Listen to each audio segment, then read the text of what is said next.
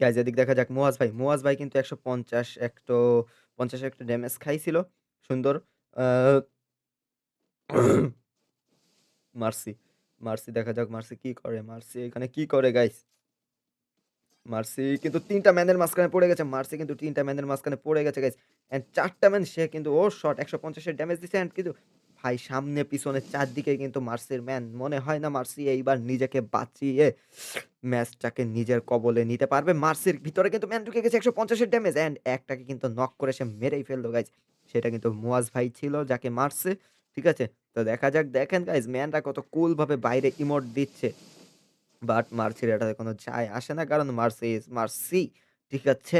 তো সে কিন্তু নিজের উপর কনফিডেন্স আছে। সে কিন্তু দেখেন গাইস কতটা সুন্দর স্মুথ ভাবে নিখুঁত খেলাগুলো দিচ্ছে। দেখা যাক মার্সি যদি এরকমভাবে খেলতে থাকে তাহলে কিন্তু আশা করি মার্সি ভবিষ্যতেও আমরা তাকে কোথাও দেখতে পারবো। বাট এই কথা বলেই কিন্তু মার্সি আমাদের থেকে বিদায় নিয়ে গেল। সুন্দর একটা গেম প্লে ছিল মার্সি।